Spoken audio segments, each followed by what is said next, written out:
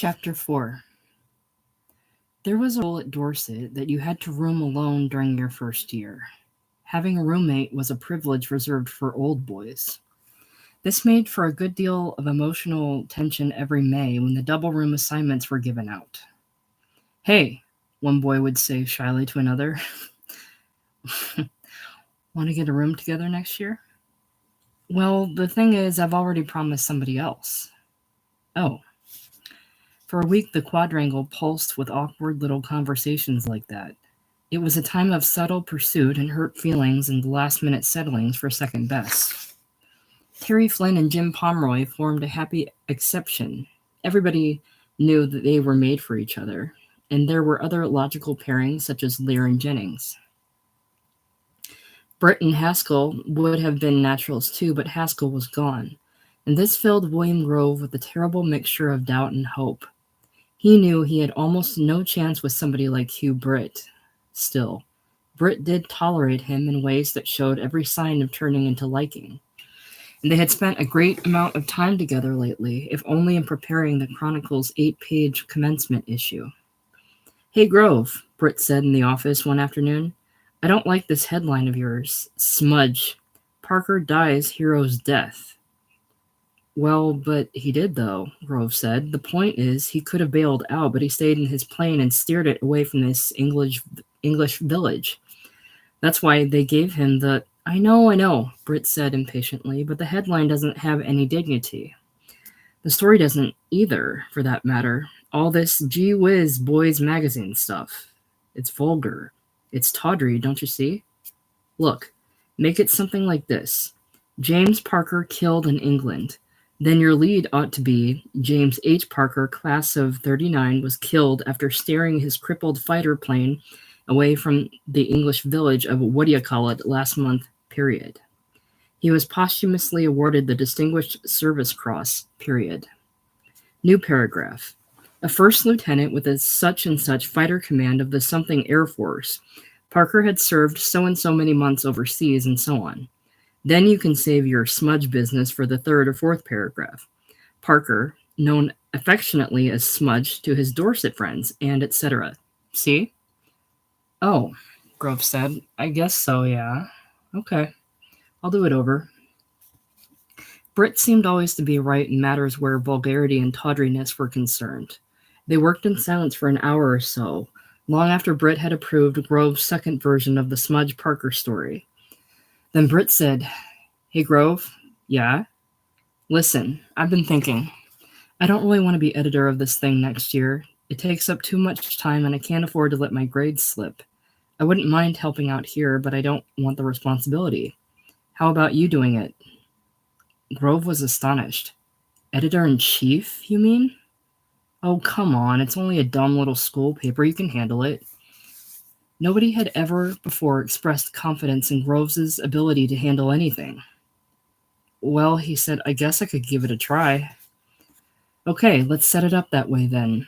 You be editor and I'll be managing editor. Or maybe we could call it associate editor. That suggests less authority. I think it'll work out. And I mean, hell, we certainly aren't going to find anyone else to do it. Britt had finished his share of the day's work. He got up, put on his Dorset blazer, and pulled it straight as he made for the door. Hey, Britt, Grove said, you got a roommate for next year? Britt hesitated. Well, Ed Kimball's asked me, he said. I guess I'll probably go in with him. Oh.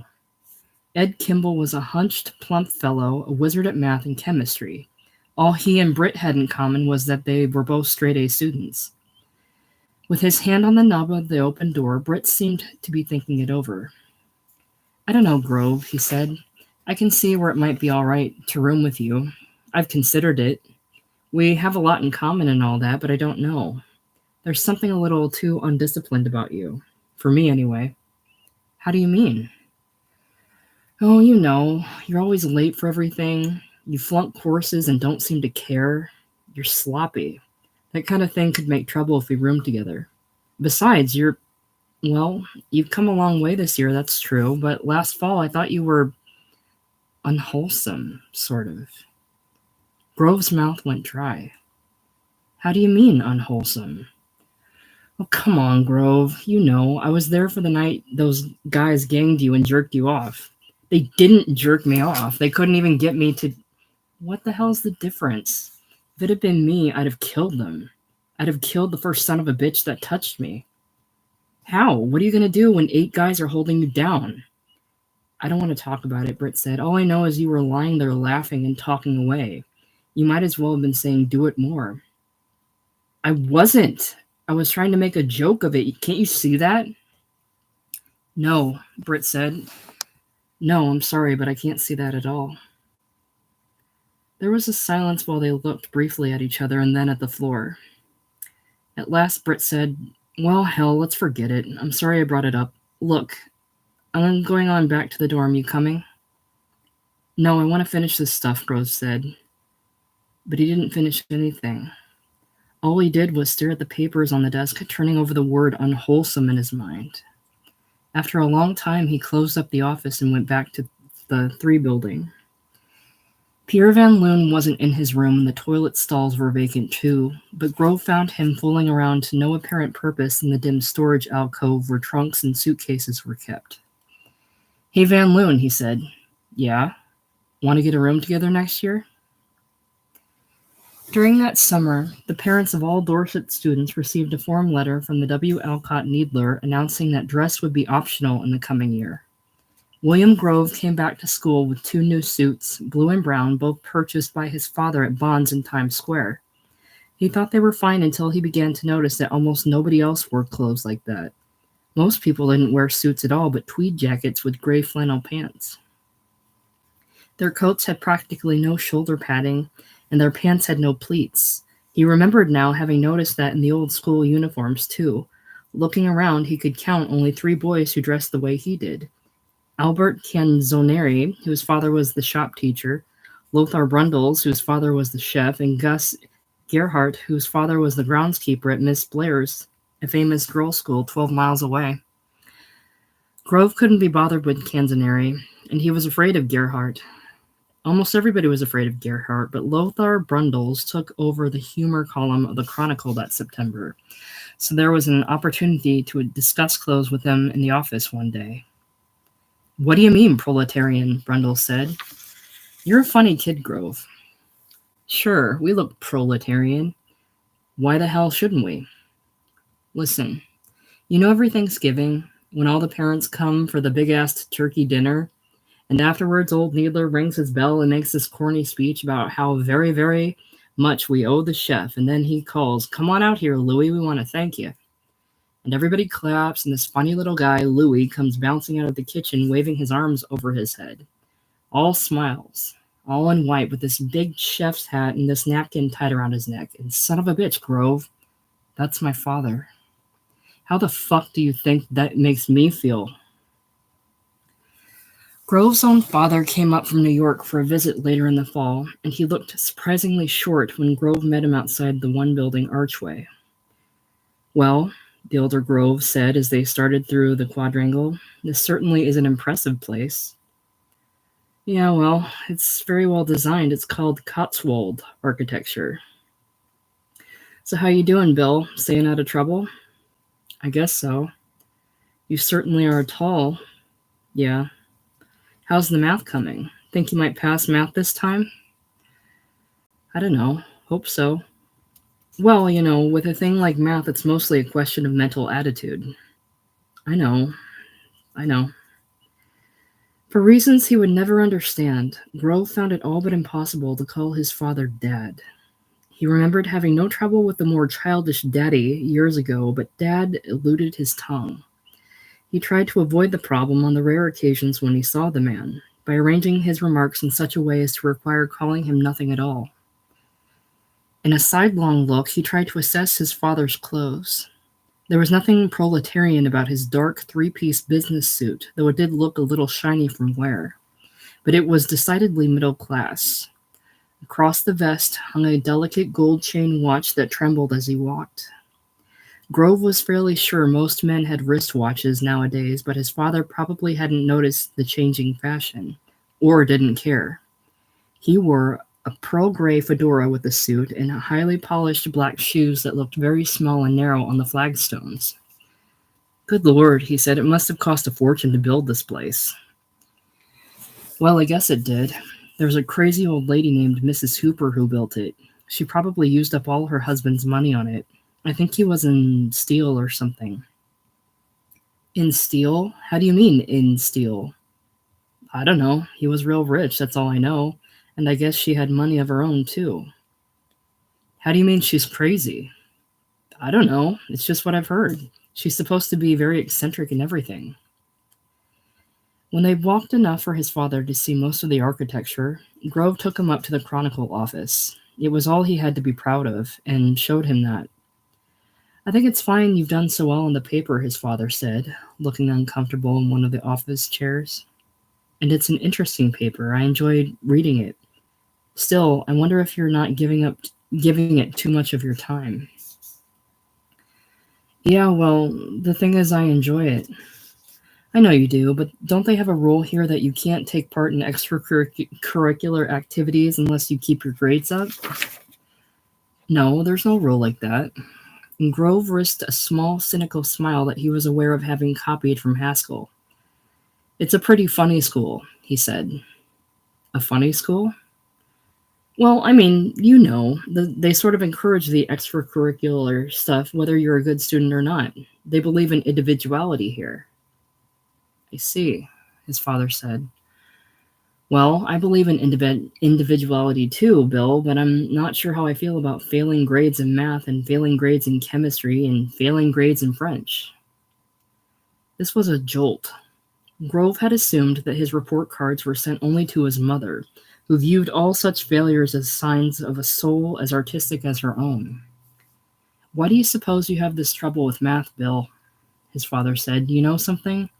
There are only 10 numbers in the world based on the 10 fingers of your hands. The whole science of mathematics follows from that. Yeah. I think it's mostly a question of mental attitude, don't you? You think it's going to be difficult, so it is difficult. You think, I can't do this, and then you can't.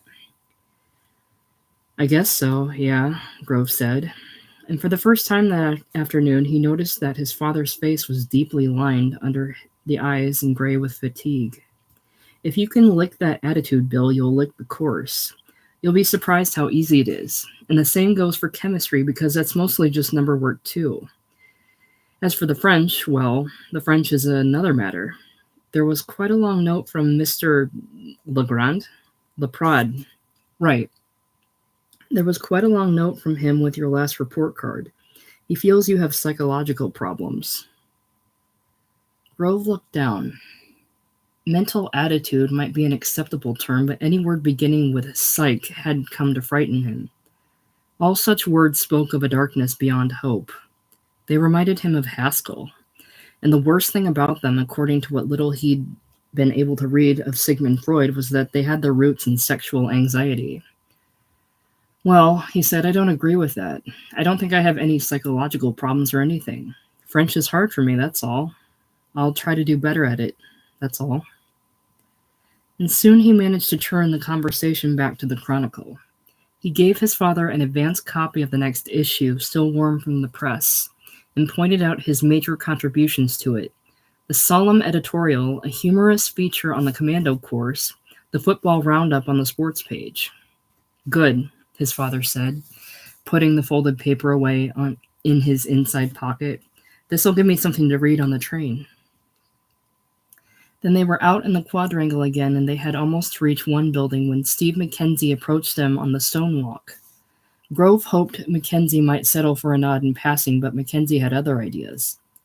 Hi, Bill, he said, this your dad? And for 3 or 4 minutes he stood chatting with Grove's father, while Grove shifted his weight from one foot to the other. At last, Mackenzie held out his hand. It seemed to Grove that they'd shaken hands at least 3 times, and said, Well, I won't keep you, Mr. Grove. Good to meet you, sir. There's a nice boy, Mr. Grove said as they walked away. He a good friend of yours?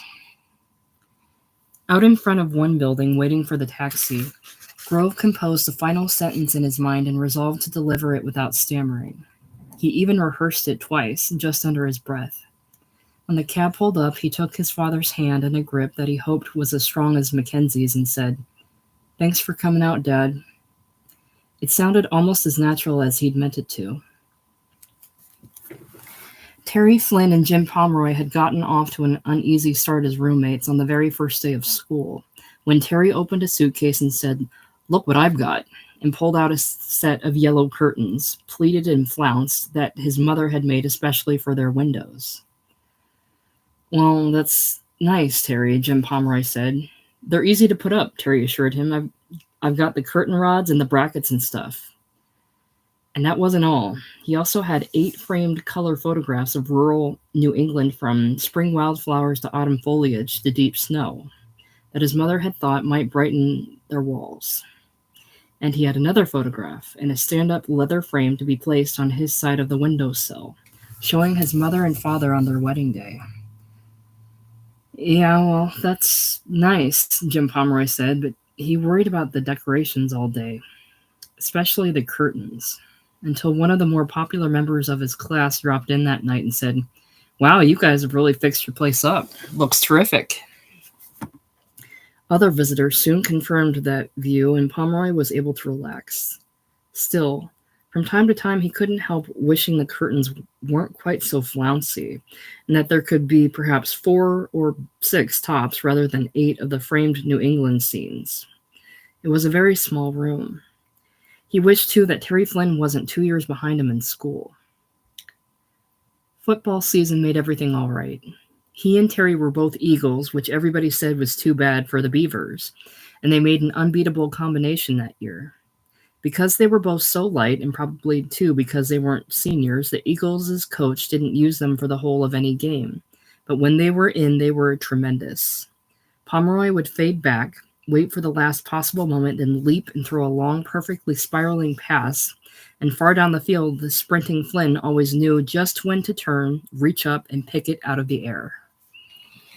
Grove, who covered the games for the Chronicle, soon found he was running out of adjectives for Pomeroy and Flynn, and so as the season wore on, his accounts for the sports page lost some of their exuberance. But he enjoyed the work. He himself, on other afternoons, was an absurdly incompetent end on what was called the Intermediate Beavers' team. But being well known as a non-athlete seemed only to enhance his role as a sports writer. He would shamble along the sidelines carrying a clipboard and a chewed pencil to record each play.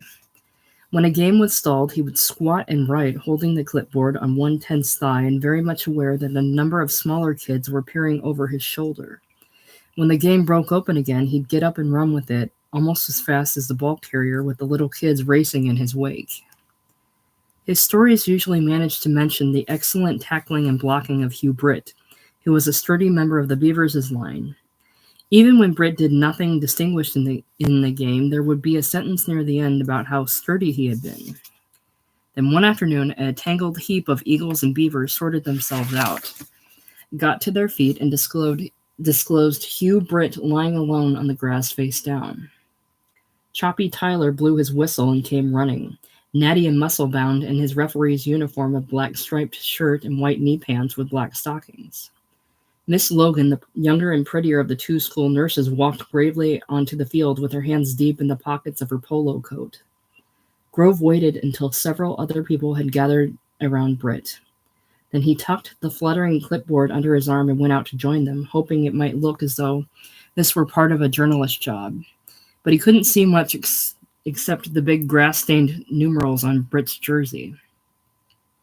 In the end, Britt was carried off the field on a stretcher to a spatter of applause and slid into a cream-colored ambulance that took him away to the infirmary. His right leg was broken above the knee. During the time Britt was laid up, Grove found an easing of pressure in his life. There was no one to admire, no one to please, no one to fear. He visited Britt in the infirmary once or twice, but they couldn't think of much to say, and it was a relief when the visits were over. Most of the time, he moved around the campus with a new sense of freedom, and even occasionally with a sense of his own importance. There was only one school newspaper, after all, and he was its editor-in-chief. Little kids shyly asked him questions, and boys of his own age and older seemed never to find him ridiculous. One afternoon, there was a knock on the Chronicle office door, and he opened it to find a boy named Ward smiling there in a wry but not unfriendly way. "Mr. Editor," Ward said, "I was just wondering if it's too late to try out for a place on the staff." "Well, technically it is too late," Grove told him, "but we always need help. I can let you have a couple of assignments coming in." E. Bucknell Bucky Ward was one of the new boys in the fifth form that fall, and he had quickly called attention to himself as a campus character. He was pale and sad and looked undernourished. His chest was sunken, he had a deep, hoarse voice and a heavy smoker's cough. That, combined with the nicotine-stained fingers that trembled when he covered his mouth in coughing, provoked most of the laughter that broke around him. You weren't allowed to smoke at Dorset until you were 17, and then only in the senior club. Infractions of that rule were punished with many hours of what was called hard labor. Not much different from community service, except that it had to be done in addition to the community service requirements. And repeated infractions, as everyone solemnly warned one another, could lead to expulsion from school. But Bucky Ward took reckless chances, nimbly getting away each time, and it wasn't long before he'd earned an outlaw's celebrity. In class or in assembly, he would sit with a pencil stub the length of a cigarette dangling from his moody lips. He had been afflicted with many illnesses throughout his childhood and still enjoyed reciting their medical names in a mock dramatic voice. But now he was emerging into good health, and whether he looked it or not, he was becoming very strong. Grove had resented Ward's quick rise to eccentric popularity. It didn't seem fair in view of his own suffering last year, but he was willing to suspend judgment today, and he had to acknowledge as he fingered through the assignment file that he hadn't really minded Ward's calling him Mr. Editor. "Well," he said, "I suppose somebody ought to cover the soccer game tomorrow. Think you could do that?" "Sure," Ward said. "If I can, I'll fake it. Doesn't have to be much, 500 or 600 words. And I guess we could use a very short feature on Thanksgiving. Just some dumb little thing." "Good," Ward said. "Dumb little things are my favorite kind." Within a week, they were great companions. Sitting around the office or strolling the flagstones or taking aimless walks in the woods, they seemed never to tire of each other's company. As Grove sometimes reflected with a touch of uneasiness, it was almost like falling in love. Bucky Ward could make him laugh over and over again until he began to feel like a girl who might at any moment cry, "Oh, you keep me in stitches." What saved him was a nice discovery that very often, without even seeming to try, he could make Bucky Ward laugh too. He was so preoccupied with his new friendship that he almost missed the deadline for the paper. He and Ward had to sneak out of their dormitories late one night and meet in the office, where they fitted wartime discipline blackout panels into the windows, drank dizzying amounts of coffee, and worked at writing and editing the copy until dawn. Another night, when they'd sneaked out not to work but only to fool around the office and talk, Ward fell into one of those serious moods and told Grove about his girl. Her name was Polly Clark, and she lived in a suburban village adjacent to Ward's own, just outside of Philadelphia. "She pretty?" Grove asked. "I knew you'd ask that." "Yes, as it happens, she's pretty, but the point is I wouldn't care if she were plain. I don't suppose you're equipped to understand something like that." "Equipped? What the hell do you mean, equipped? Jesus, Ward." "Well, okay. It's just that so many people mistake sex for love." And Grove had to think it over. "Yeah," he said after a while. "Yeah, I guess that's true." Polly Clark was a wonderful person, Ward explained. She was warm, she was gentle, and he knew he would never find a girl he'd rather marry when they were old enough, though he guessed there could be no thought of marriage until after the war. And there were other difficulties. "We care very deeply for each other," he said, "but I'm more deeply involved than she is. She says she loves me, but she isn't in love with me, and when I ask her to clarify that, she says she doesn't know her own mind. That hurts. You can't imagine how that hurts." But Grove thought he could imagine it. At least it seemed so romantic a predicament that he lowered his eyes and felt his own face grow sad and wistful in the look of someone more loving than loved. "I don't know," Ward said. "To come so close to all you've ever wanted in life and then never quite attain it, I suppose that's the nature of the human condition." When Ward was in one of his serious moods, he could seem more serious than anybody else had a right to be. He had been turning an empty coffee mug around and around in his fingers, staring at it. Now, in a spasm of revulsion, he threw it on the floor where it bounced and rolled under a chair. He was on his feet and pacing, clawing out his pack of cigarettes, jabbing one into his mouth and lighting it savagely as he walked.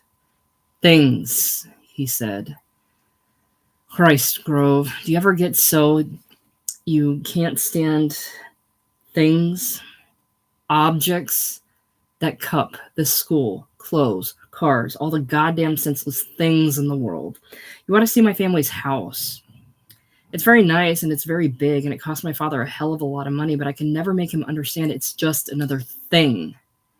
Just another thing. Do you see what I mean at all?" "Well, sort of," Grove said. "I guess so, yeah." But as Ward continued to pace and smoke, haggard with tragic vision, Grove decided he liked him better when he was funny. Needler chimed his table bell after dinner one night, requesting silence, and rose to make an announcement. "I know you'll all join me," he said, in extending our deepest sympathy to William Grove, whose father died this morning." And the people at Grove's table looked around to realize for the first time that he wasn't there, that he had, in fact, been gone all day. Perhaps the only boy in the refectory who had missed him was Bucky Ward. He'd begun to notice his absence during school hours, and he'd missed him all afternoon. He had wondered, with rising jealousy, if Grove might somehow have arranged to spend the whole day at Hugh Britt's bedside in the infirmary. He had even considered going to the infirmary to find out, but in the end he'd settled for a brooding, puzzled loneliness. Now Needler's announcement made everything clear, and he felt better. But Steve Mackenzie was shaken by the news. "Oh, Jesus," he said to Jim Pomeroy, "that's lousy. That's really too bad." And he was depressed all through study hall that night. He couldn't help pondering how he would feel if his own father were to die. It was unthinkable. Jock Mackenzie was in the very prime of life, a laughing, sailing, golf and tennis-playing man who could still defeat his son at arm wrestling anytime he felt like it, and often did. Still, there were heart attacks, there were strokes, there was cancer. Nobody lived forever. Jock Mackenzie's anger could be terrible, but in his gentle moods there was no finer companion in the world. Every worthwhile thing Steve knew, it seemed, was something he had learned from his father. As a condition of receiving a car on his 16th birthday, Steve had been made to memorize the whole of Kipling's If, which later helped him earn the only A he had ever had in Pop Driscoll's course. And certain lines of that poem, remembered now as they sounded in his father's voice, were enough to fill his eyes with tears. He glanced quickly up and around the study hall to make sure no one had caught him on the verge of crying. Then he pulled himself together and bent over his math assignment. This Sunday, he promised himself he would call home and have a good long talk with the old man. When Grove came back to school a few days later, Mackenzie stopped him in the quadrangle and said, "Bill, I was really sorry to hear about your dad." "Yeah, well, thanks. Seems like only yesterday he was up here that time," Mackenzie said. "I thought he was a very nice gentleman." "Yeah, well, thanks, Steve." Then Mackenzie noticed that a delicate gold chain hung from the lapel buttonhole into the breast pocket of Grove's awful blue suit. He almost said, "Oh, that's nice. You've got your dad's watch," but decided against it. He had said enough. With one fist, he gave Grove a soft cuff on the shoulder. Then he walked away. "When you're talking, Steve," Jock Mackenzie had told him once, "and I don't care who it's to or what it's about, the important thing is knowing when to stop. Never say anything that doesn't improve on silence." Sometimes the big moves in a man's life, the big changes, announce themselves quickly. Through a journalist friend of his in New York, John Paul Laprade had learned he might qualify for a commission in the OSS, and he was eager to pursue it. The difficulty lay in finding a way to tell Alice. "What does OSS stand for?" she asked him. It was 1 o'clock in the morning, and they were sitting naked on the small sofa in his apartment drinking bourbon. It stands for Office of Strategic Services, he said. Essentially, it's an intelligence operation. Very high level, very secret. There's nothing else like it in the Army. They go in behind enemy lines to gather information, and they report directly to the Chief of Staff. And the point is, they need officers who are fluent in French. I could probably be commissioned as a captain. Oh, wouldn't that sound nice, she said. Captain Leprade. There was an edge of sarcasm in her voice that put him on guard. Yes, well, I'm not concerned with how it would sound so much as how it would be. I imagine it might be dangerous. Being dropped in behind enemy lines, not knowing what to expect when you... Oh, you really like saying behind enemy lines, don't you? Alice said. It makes you feel like something out of the movies, doesn't it? Captain Leprade in occupied France. Captain Leprade making contact with the French underground. Jaunty, squinting fellows in berets with submachine guns slung over their leather jackets, sharing their wine and bread and cheese with you. And of course there'll have to be a girl, won't there? Let's make her a famished little French girl who's been getting laid by a German occupation officer and feeling perfectly awful about it. And you'll meet her at sunset in a beet field or a turnip field or some damn thing, and that night she'll come crawling into your sleeping bag and, oh God, John Paul, you'll make me want to throw up. He didn't know what to say, but it seemed important to get to his feet, turn away, pull on his pants and fasten them. With his back to her, he said, Well, Alice, if you want to throw up, I expect you better get into the bathroom first. Otherwise, I think it's probably time to put on your clothes and go home. Then he risked a look at her. She was standing at the liquor table trying to fix a drink, but her hands weren't steady enough for that because she was crying. The dark, ragged pout of her pubic thatch turned and stared at him. Did women realize how vulnerable, how pitiable that most prized and secret part of them could make them look at moments like this? Probably so. They probably realized everything. Oh, she said. Oh. And there was nothing to do but take her in his arms and let her weep against his chest. It seemed to make her feel better, and it made him feel fine. It was exactly how he'd planned to conclude the evening in the first place. John Paul, she asked, between sniffles.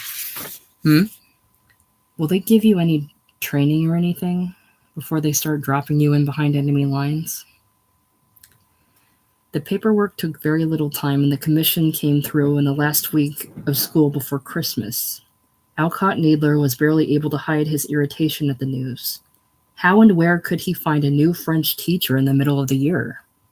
But he managed to recover his sense of decorum in the time for the day's assembly. One of our masters and friends, he announced, has volunteered to serve his adopted nation. Mr. John Paul Leprade today accepts a commission as captain in the United States Army. I congratulate him personally, as I know we all will, and I know we'll all wish him well.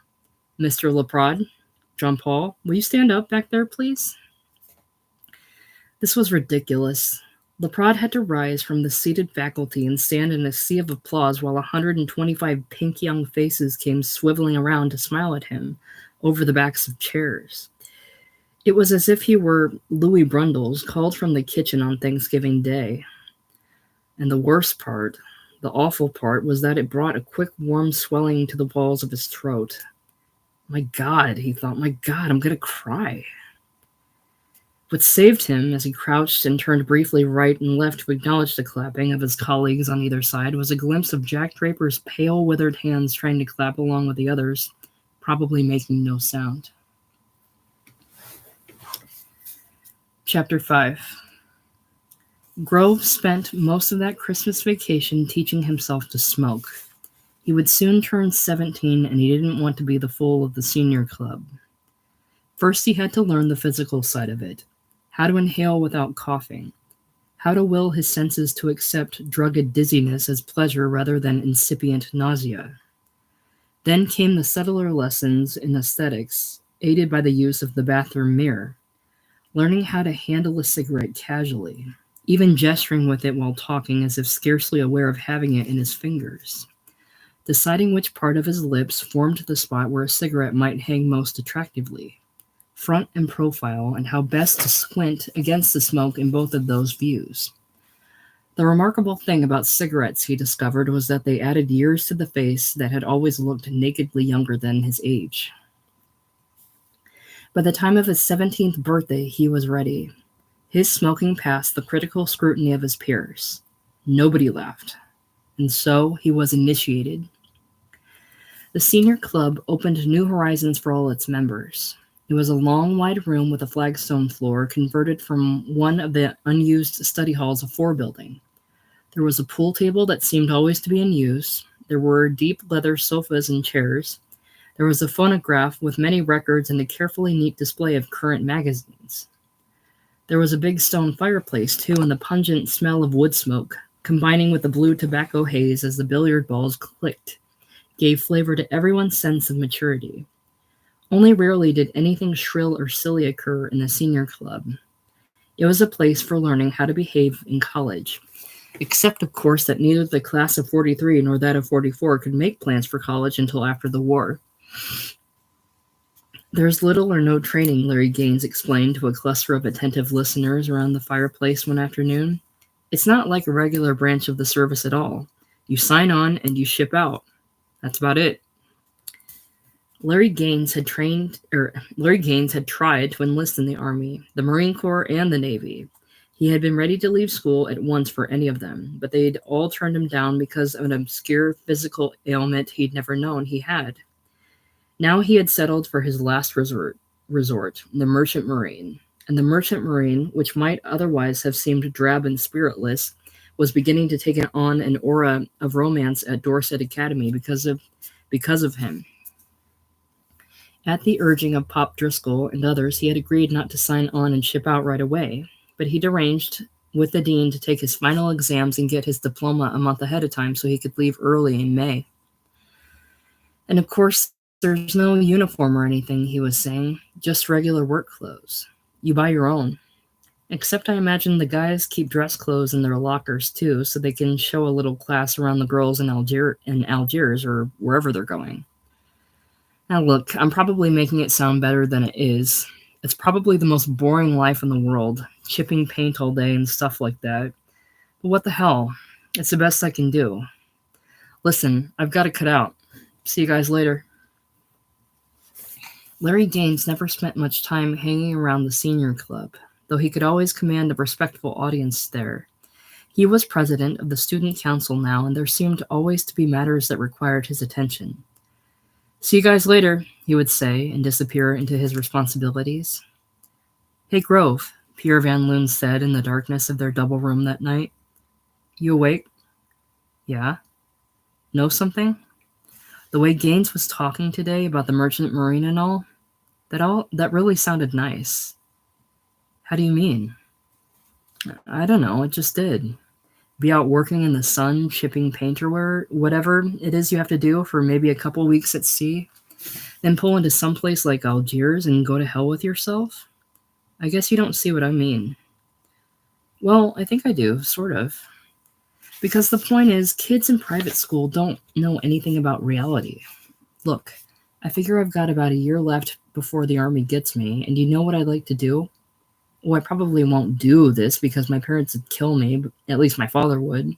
But I'd like to spend the whole year bumming around this country, out to the West Coast and back, with side trips along the way. And I'd never pay for transportation. I'd hitchhike or I'd ride the freights. When I hit the oil fields, I'd sign on as a roughneck. You know what a roughneck is? Yeah, I've heard about that. Then when I got into the cattle country, I'd work as a cowhand. I can ride. And wherever they're building highways, I'd work as a hard rock miner. You know what a hard rock miner is? I think I can figure it out. Well, but do you see, the point is I'd always be moving on. Moving on. Go broke. Take a job for a while, hit the road again. And there'd be girls. Jesus, Grove, think of the girls. And I'd just be the lonesome stranger always moving on. Yeah, Grove said. Well, if you can't do something like that now, I guess there won't be much chance of doing it until after the war. Oh, I know, Van Loon said, but after the war, boy, that's really what I'm gonna do. Gentlemen, W. Alcott Needler said to his assembled faculty, I wish I had encouraging news this afternoon, but I won't lie to you. We're in trouble.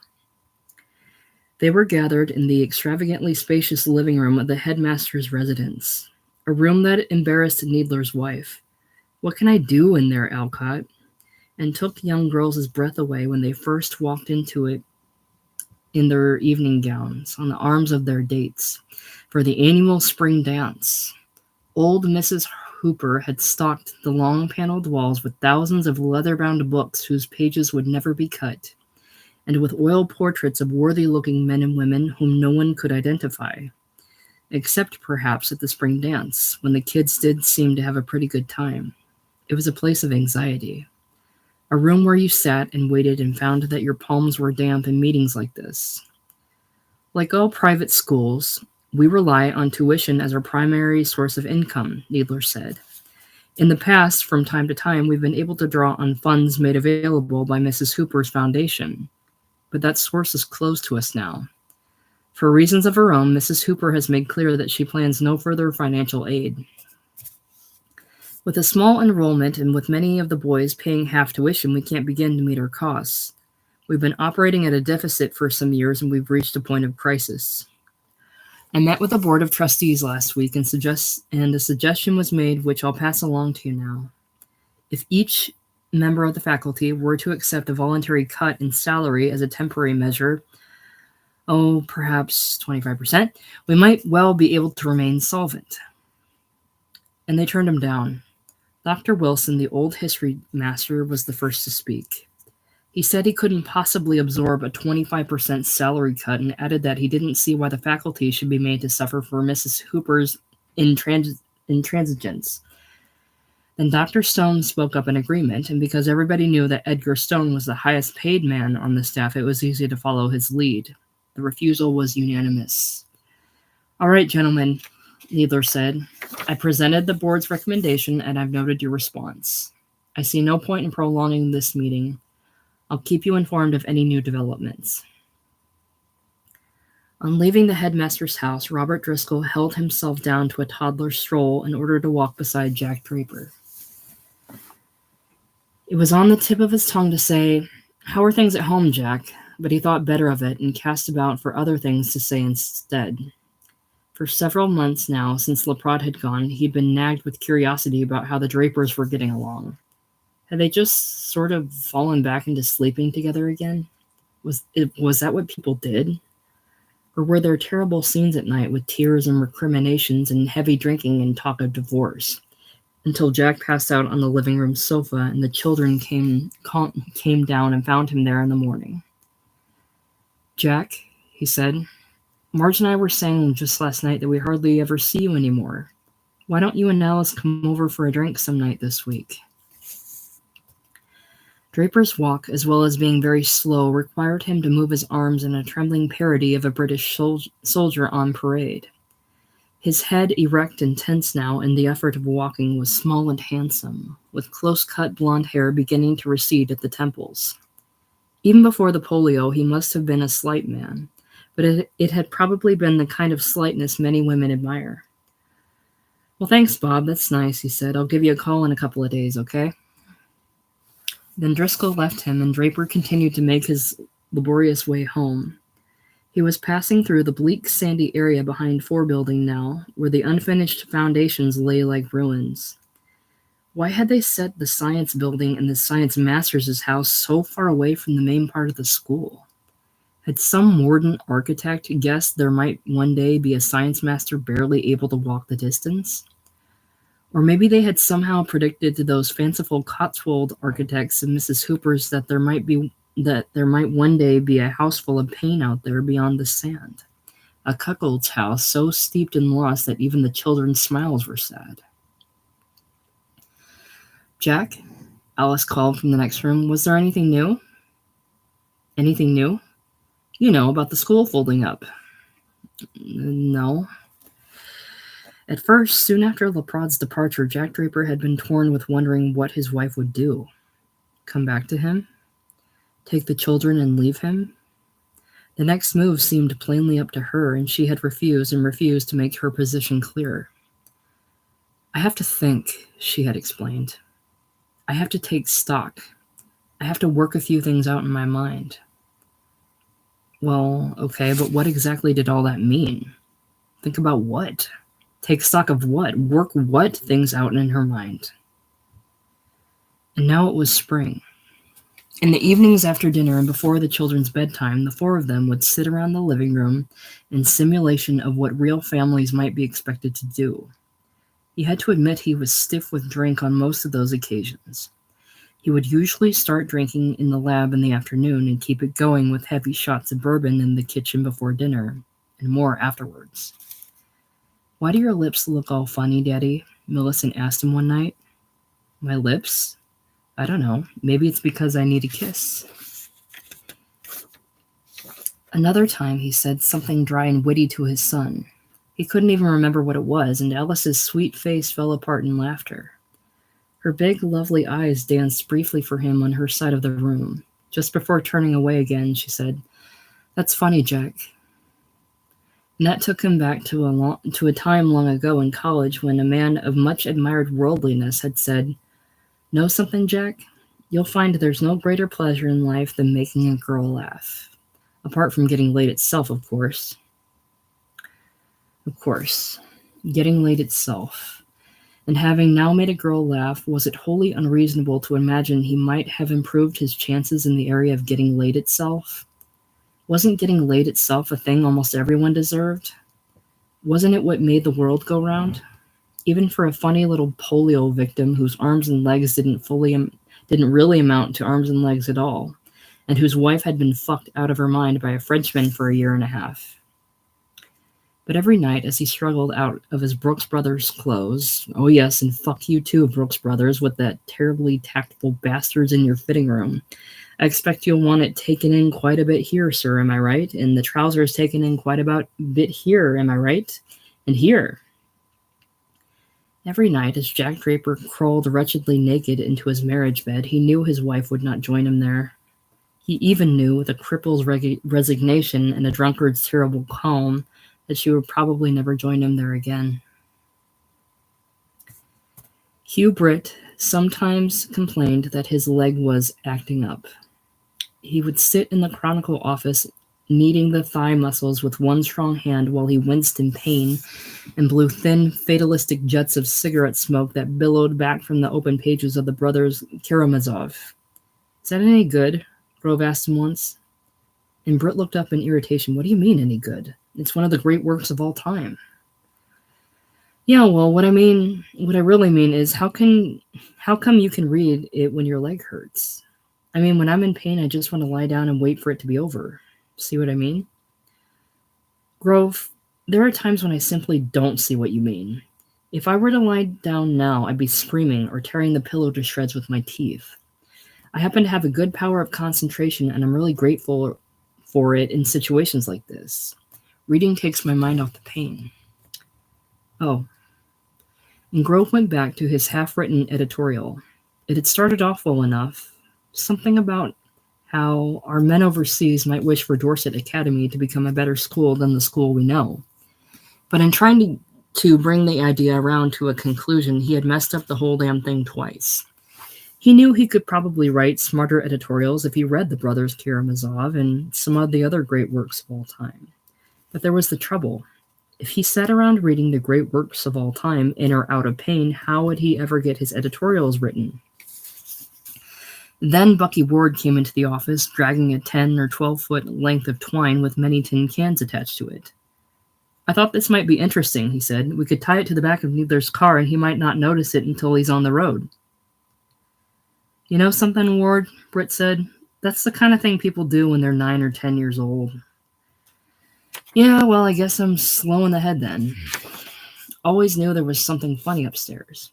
Listen, though, you want to do this, Bill, or not? Because if not, I'll throw it away." "Leave it here under the desk for now, okay?" Grove said. "I've got to finish this damn thing."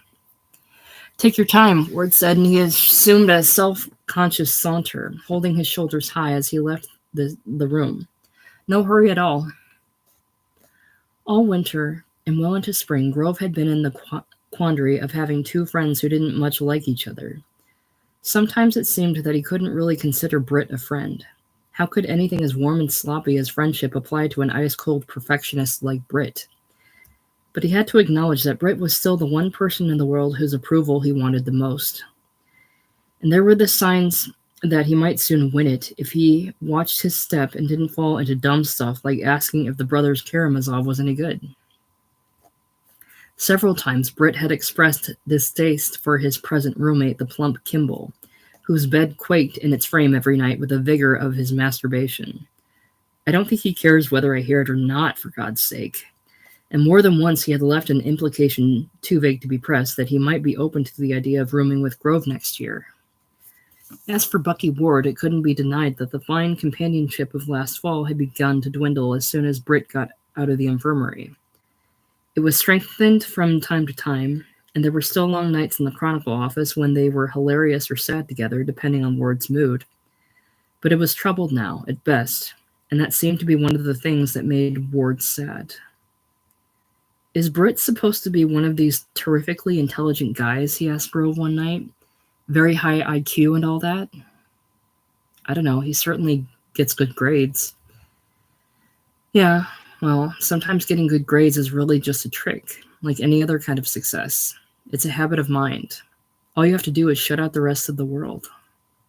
How do you mean shut out the rest of the world? Britt doesn't do that. He plays football. He works on the paper. Oh, Jesus, Grove, come on. You mean you really don't see what I mean? And Bucky Ward gazed down with a rueful little smile. Okay. If you don't see what I mean, there's certainly no point in my trying to explain it to you. After a while, he said, Damn, sometimes talking to you is like talking to my girl. What the hell do you mean by that? Well, both you and Polly are perfectly bright and you look at everything, but a lot of the time you don't see what you're looking at. And I mean, I love Polly and I like you, but there are all these things you don't see. Never mind. Let's forget it. After Ward had left his string of tin cans in the office that afternoon, Britt looked up thoughtfully from the brothers Karamazov and said, Know something, Grove? I think your friend Bucky's got a few problems. He can't seem to decide whether to be a silly kid playing pranks or some kind of thundering Jesus in a hair shirt. Pretty strange set of alternatives. Yeah. Well, I suppose it goes back to his being sick so much as a kid, but even so, the excuse of an unhappy childhood can only take you so far. Yeah. And he really seems like a spoiled brat to me, a lot of this time. I mean, I like him, but he has that spoiled brat quality. Yeah, Grove said. But look, and he was surprised to hear himself saying this. It was like Britt ought to be saying to him, Look, could we talk about it later? Because, I mean, I've really got to finish this fucking editorial. Terry Flynn had told Jim Pomeroy once, early in their friendship, that the reason for his being 2 years behind in school was that his family had changed home so often during his childhood. We were always moving, he explained, because of my dad's business. I'd just be getting settled in school and wham, we'd move again, sometimes in the middle of the school year, so I just sort of naturally fell behind. I see, Pomeroy said, but the more he thought about it, especially after they started rooming together, the clearer it became that he didn't really see it all. As the months went by, with Terry coming into the room after each school day and planking down his idiotic third form textbooks on the window ledge, beside Pomeroy's fifth form books, there was an increasing tension in the air. Terry? Pomeroy inquired one evening, while Flynn stood scrutinizing his mirror for facial blemishes. Listen, what's the main thing that's holding you back in school? You mind my asking you that? Well, it's mainly my reading, Flynn said. And he said it in a shy, divulging way that an artist might say, my painting, or a composer might say, my music, or a crippled man like Draper might say, my legs. His reading. How could anybody's reading matter that much? What the hell was there about reading that could mess up your life? I have a problem with reading, you see, Flynn explained. It's better this year, it's getting better all the time, but there's still a problem. I never really learned to read well when I was a kid, you see, because of all the moving around. And so it's become a kind of, it's become a problem. But it's getting better. Oh, Jim Pomeroy said, and his mind went away to all the other people he knew at Dorset Academy who could read without thinking about it. Wasn't everybody, for Christ's sake, supposed to be able to read without thinking about it? Take Steve Mackenzie, who could stand alone in Pop Driscoll's class and deliver every word of Kipling's If from memory. Damn. That had been a fine performance. Or take Lear, whose rich English accent when he was called upon to read aloud from The Merchant of Venice. Sit, Jessica. Look how the floor of heaven is thick inlaid with patines of bright gold. Had suddenly brought the whole fucking play alive for a room full of slobs who only minutes before had been in unanimous grumbling agreement that Shakespeare was impossible to understand. Or take Grove, running around and scribbling all day, getting the paper out on time every 2 weeks, never failing, and seeing to it that its columns really did make sense in real printed type for people to read. Damn. Well, Terry, Pomeroy said, what do you suppose you have this trouble with reading? I've told you. My parents moved around a lot, and Yeah, Pomeroy said, but a lot of people's parents move around. I mean, mine didn't, but plenty of others do. So, I mean, what do you really think is the... Look, Jim. Terry Flynn turned quickly from the mirror and stood glaring, his eyes bright with sudden touches of pink in both cheeks. I really don't want to talk about this anymore, okay? Well, okay, and okay, and okay. They didn't talk about it anymore. But Jim Pomeroy, who had been told more than once that he might be a strong candidate for next year's student council, and wouldn't that be a nice thing to have in your life before being swallowed up in the army? Somebody like Jim Pomeroy could hardly be expected to put up forever with a dumbbell kid who didn't even know how to read. Another time in the spring, Pomeroy failed to come back to the room one afternoon. He had to take a shower later after study hall, and when Flynn finally saw him that night, he said, "Where were you?" "What do you mean, where was I? Where was I when?" "You know, this afternoon."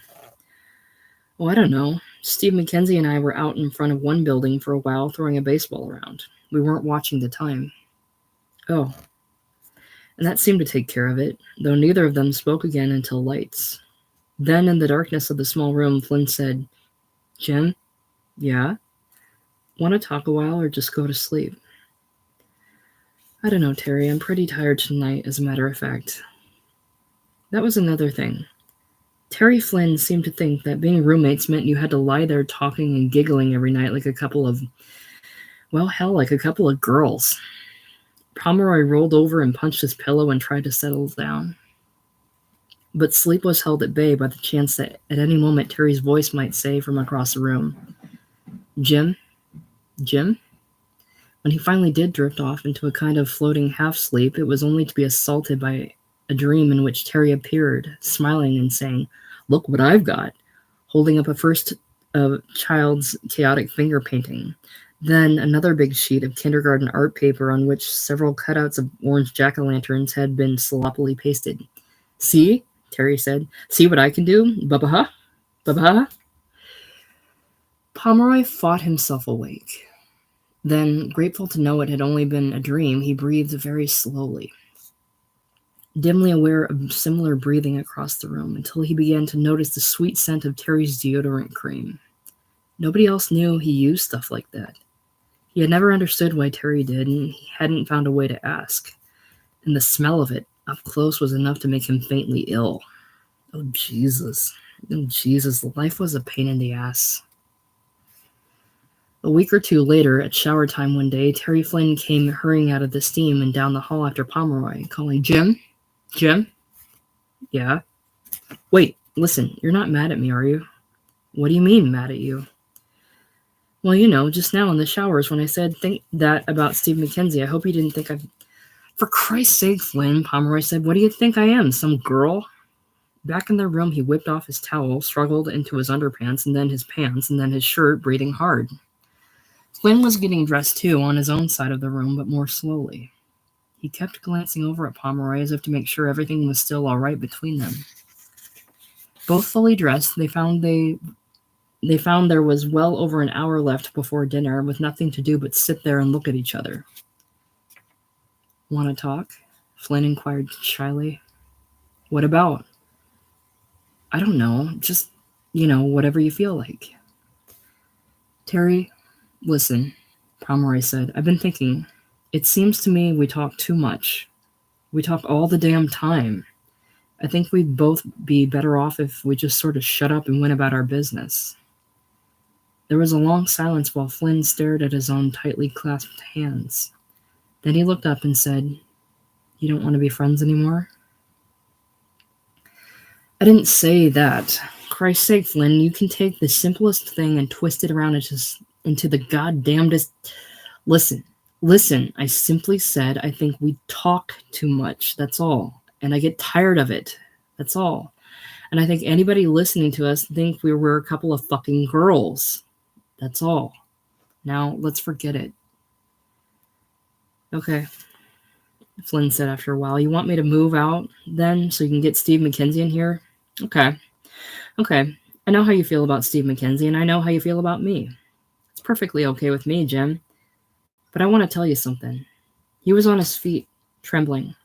There was a bright, terrible welling of tears in his eyes, and his mouth had begun to twitch into uncontrollable shapes. I want to tell you something. Steve McKenzie's a prick. Steve McKenzie's a prick. Steve McKenzie's a prick. Fuck you, Flynn, Pomeroy said. That's all I gotta say, now or ever. Fuck you. And he waited only long enough to see Terry Flynn turn away and crouch over his bed. To see, horrified, that the back of Terry's best tweed Brooks Brothers jacket was shaking with sobs, before he slammed out of the room. At least 4 or 5 guys were standing there in the hall. God only knew how many guys had heard everything, and they all gave him the funny, half-smiling looks as he made his furious way to the stairwell. Yeah, well, fuck you too, he almost said aloud. But down in the quadrangle, walking out under the trees on the hard, satisfying flagstones, he began to feel better. The thing was done. The mission was accomplished. Unless Flynn really did move out, which wasn't likely, even Flynn would be able to see the pathos in dismantling the yellow curtains and taking down the 8 New England scenes. They could probably survive the rest of the spring together as cordial strangers. There would be no more wistful appeals for talk now, nor any bleating down the corridor of, Jim, Jim. It was over. Pomeroy felt so exultant he wanted to dance on the flagstone path. He was free. And next year he could take a room with Steve McKenzie if they both felt like it. Why not? Grove usually liked the print shop on days when they were making up the paper. He enjoyed his authority over the younger boys and his status of near equality with Mr. Gold. And he liked the shop itself. The warm, dry smells of it, and the sight of his own words gleaming upside down and backwards in the long galleys of linotype. But one afternoon, nothing seemed to go right. He was late for work, which brought on a quiet little flood of sarcasm from Mr. Gold that made 2 of the younger boys laugh. And later Mr. Gold looked gloomily up from the composing table and said, Grove, I think we're running short. We can use the buy war bonds box on page 4, but I'm worried about page 3. Mr. Gold was always worried, either that there was too little material or too much. It'll be all right, Grove told him. There's enough stuff. Well, I don't know why these things can't be planned a little more accurately. We'll be lucky if we ever get out of here tonight. Somehow, all the page forms were filled and locked and ready for printing at the accustomed time. Mr. Gold, with a varnished dollar pipe clenched cold in his mouth, stood moodily feeding the big, vast plate and press. The boys could leave now, and as Grove made for the door, he didn't care if he ever saw the print shop again. Outside, he singled out one of the younger boys and drew him aside against the red stone wall to ask him a question. It was Dwight Reeves, the boy who'd come blinking out of Henry Weaver's room one night and been called a punk more than a year ago. Tell me something, Reeves, Grove said. What were you and Weaver doing up there that night? Up where? What night? And Reeves blushed, which was gratifying. Come on, last year. We were wrestling. Wrestling? Well, wrestling, Reeves said, and then he added a shy, simpering qualification that he might always regret. And maybe a little something else. Oh, Grove said. Maybe a little something else. and he drew his mouth to one side in a way that he hoped would express revulsion. Okay. His afternoon in the print shop had badly depressed him. There had been a perilous moment when he felt his eyes sting from Mr. Gould's sarcasm and the younger boy's laughter, and his interview with Reeves had only made it worse. The only thing to do now was head for the senior club, where it was sometimes possible to feel almost grown up. In good weather, some club members liked to sit outside behind a four-building on a long wooden bench against the wall.